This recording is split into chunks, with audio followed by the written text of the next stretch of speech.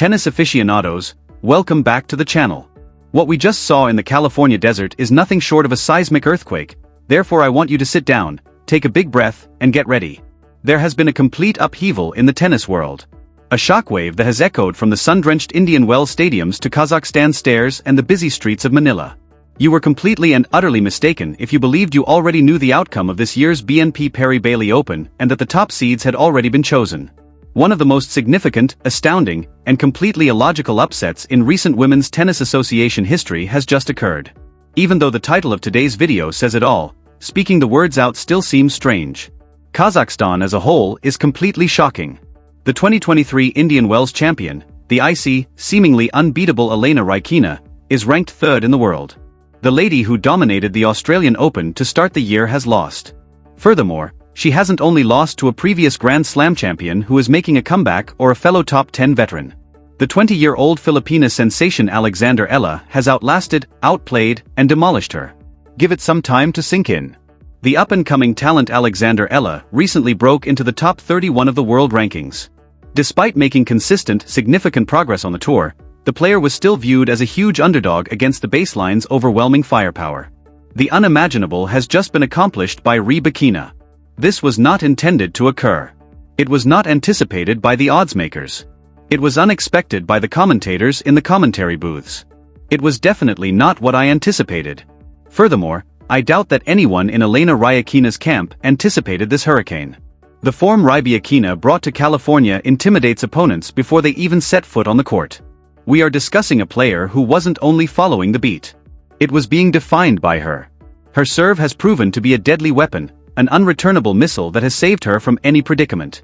Her recent victory in Melbourne solidified her position as the current gold standard of women's tennis, and her flat penetrating ground strokes are ideal for directing play. Alongside Swiatek and Sabalenka, the overwhelming favorite was her. She was something that could be moved. However, that immovable thing encountered an unstoppable force of determination today beneath the stark desert sun of tennis heaven. Alexandra Eala entered that court with the cold, calculating execution of an experienced assassin rather than the difference of a rookie contender. We have been observing Eala's consistent rise for years. In the juniors, we witnessed her genius. Her ascent through the ITF circuit was witnessed by us. Last year, we witnessed her remarkable run at the Miami Open, where she defeated the Giants. And only a few weeks ago, we witnessed her amazing gritty performances in the Middle East swing, where she put the world on notice in Dubai and battled back from insurmountable deficits in Abu Dhabi. We were aware of her goodness. We were aware of her heart. However, her performance today transforms her from a potential possibility into a true giant slayer, a real contender who can stare at the third-ranked player in the world without blinking. This match has sparked an immediate and intense response. The sports media in Kazakhstan, a country that has centered its sporting identity around Rybakina's unwavering dominance, is in complete shock. Already, headlines are describing a desert calamity, wondering what went wrong, and dissecting each missed first serve and unusual forehand mistake. For Kazakhstan, Rybakina is a national hero and a representation of athletic brilliance. It's also hard to watch her leave this early to a player who isn't in the top 30. The forums are collapsing. The analysts are perplexed. On a hardcourt, how can a player who may have the best serve in women's tennis lose control of the match? On the other hand, it's amazing to see how happy people are in the Philippines. For her nation, Eala is more than just a tennis player. She is a source of great pride for the country, a trailblazer, and a ray of hope. The expectations of millions of Filipinos who get up at ungodly hours to watch her matches weigh heavily on her every time she takes the court. Today, she presented them with a work of art. Her performance will be remembered for decades to come. The determination, fortitude, and tactical genius she demonstrated to counterbalance Rybakina's strength. It was truly legendary. This win wasn't a stroke of luck. Rybakina didn't simply give up the match with two mistakes in this instance. Eala stepped outside and accepted it. She took in the tempo. The rallies were prolonged by her. She made Rybakina hit 1, 2, and 3 more balls until she lost her temper and started making mistakes. You must comprehend the background of the BNP Paribas Open in order to fully appreciate the significance of this upset. There's a reason Indian Wells is frequently referred to as the 5th Grand Slam. The conditions are infamously difficult, the field is deep, and the stakes are enormous. It's dry outside. The court surface itself is quite slow and rough, but the ball flies to the arid environment. It makes the bounce high. It requires power that can be repeated. Without a deep level of control and tactical intricacy, you can't just blast your way past opponents in this game. Rybakina's game, which is based on early ball striking and flat, aggressive strikes, typically flourishes when she is extremely confident and able to knock through challenging conditions. And she showed up with such assurance. However, Eala cleverly turned those very circumstances against her.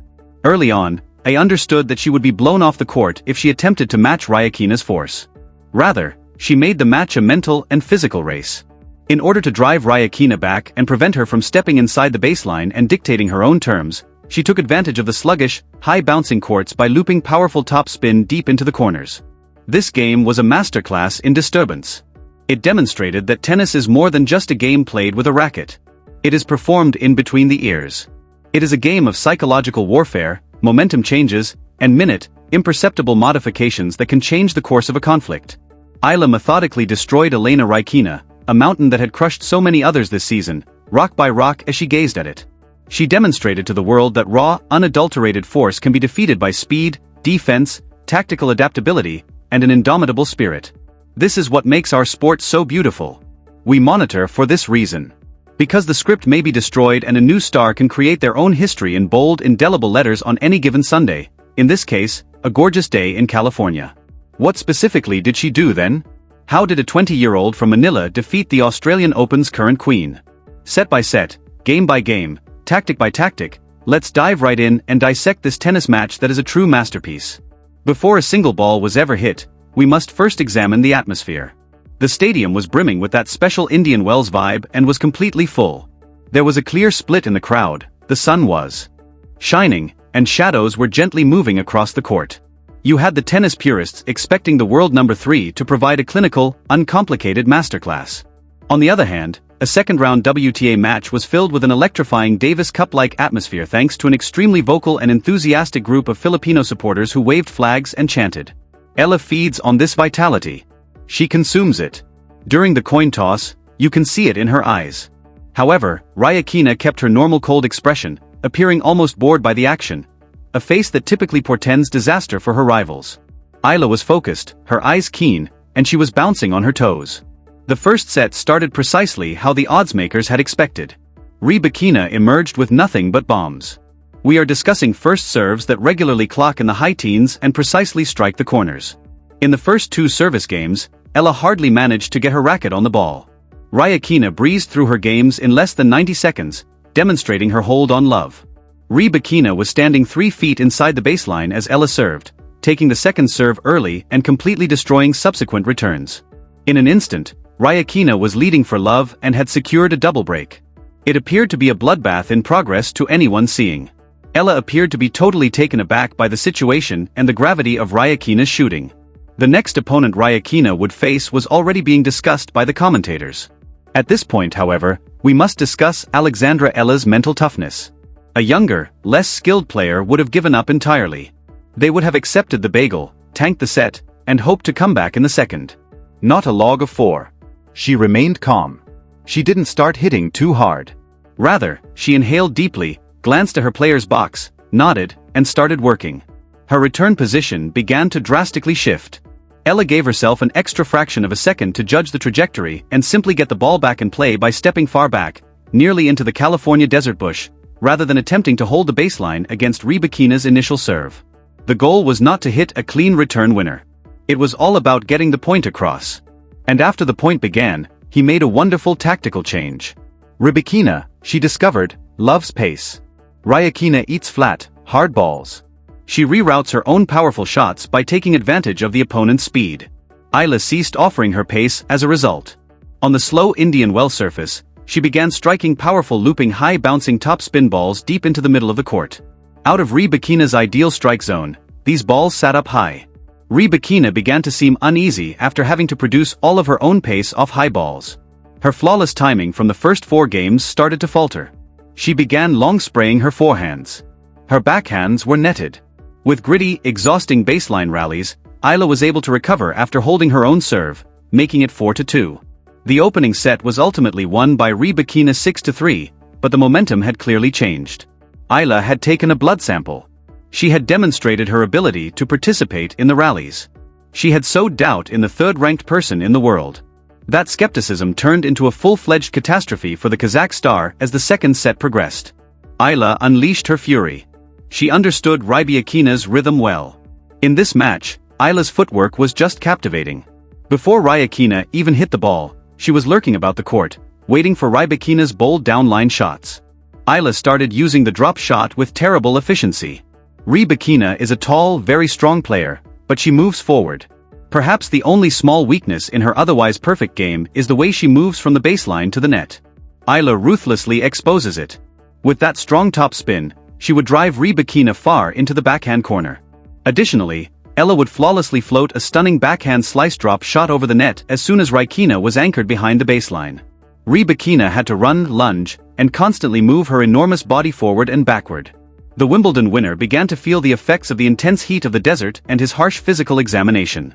Eala led 3-1 after breaking Rybakina early in the second set. The audience was going completely crazy. There were loud cheers whenever I won a point. To her credit, Rybakina attempted to use fire to combat fire. She attempted to blast her way out of the tactical trap that had been laid by hitting the ball even harder. However, I took in more of her defensive squash shots the harder she struck. It was disheartening to see her stretch out into a full split and magically block a forehand that was traveling at 100 miles per hour back deep into the court. The number of unintentional errors made by Rybakina surged. Her proportion of first serves fell.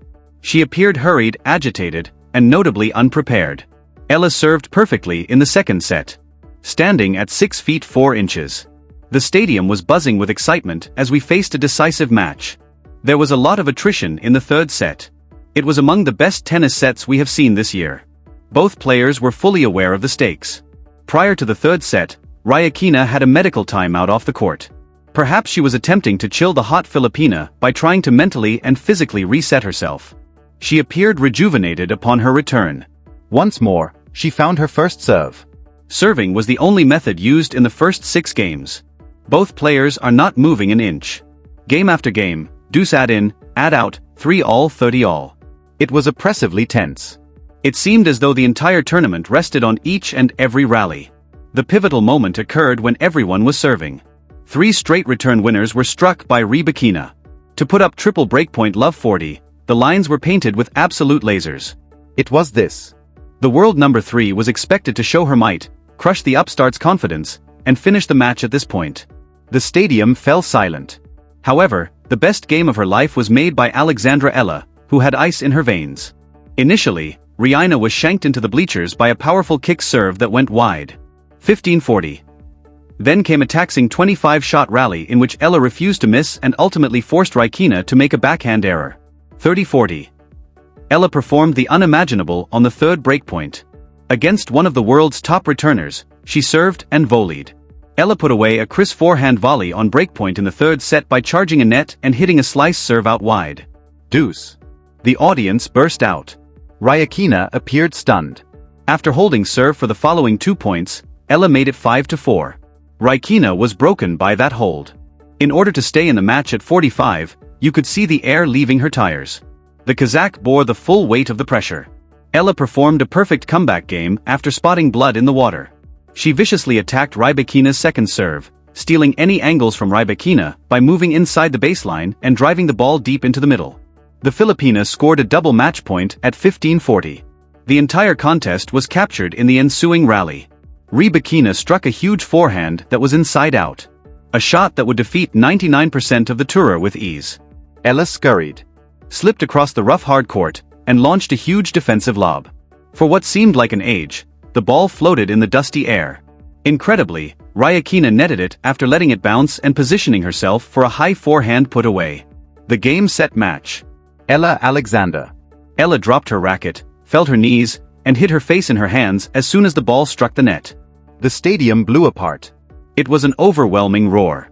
The neutral fans' pure, unadulterated amazement and the Filipino supporters' utter ecstasy were mixed together. Rybakina was obviously upset with her performance, but she couldn't deny the genius of what had just happened to her. She walked the net swiftly, shook hands respectfully, and virtually ran off the court. The story is very evident when one looks at the post-match data. Rybakina continued to hit winners. She had 54 unforced errors in addition to her 12 aces. For a player of her quality, this is a huge abnormality. Eala, on the other side, had an incredibly clean game with just 18 unforced errors and 22 winners. On Rybakina's second serve, Eala won an incredible 58% of the points. She converted a game's greatest weapon into a disadvantage by neutralizing it. This triumph will cause Eala's ranking to soar. At a career-high number 31, she went into this tournament.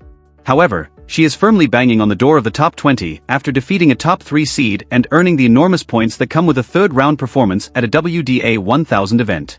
More than a ranking point, though, this would provide you a priceless confidence boost.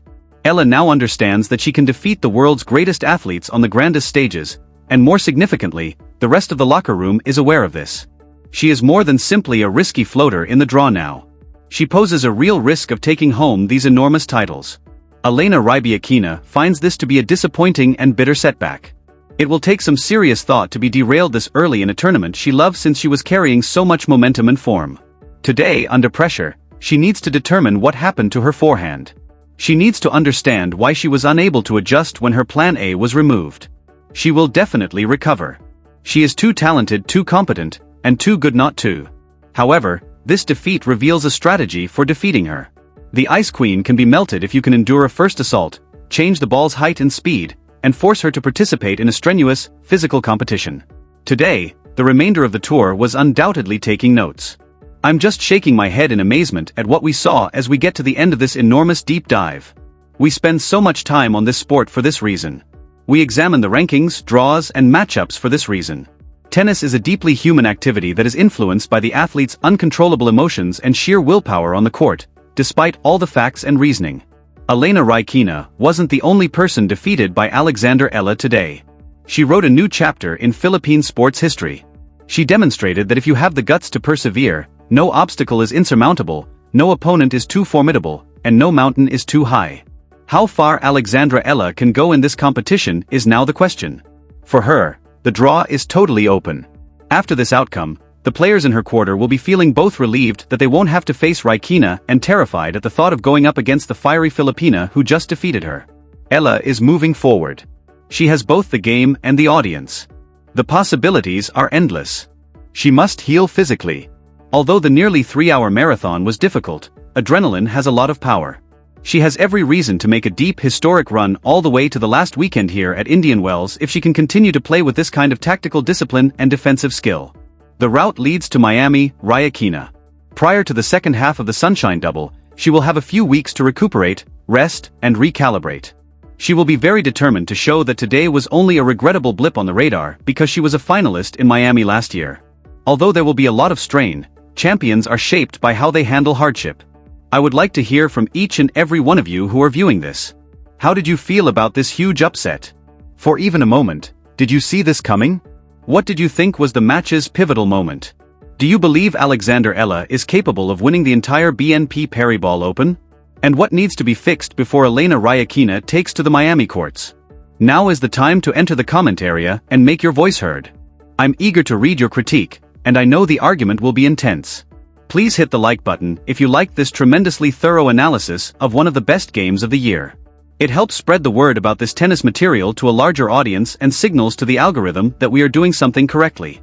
To ensure that you never miss our instant post-match analysis, tournament previews, or in-depth explorations of the tactical subtleties of the beautiful game, click the subscribe button and ring the notification bell if you haven't already.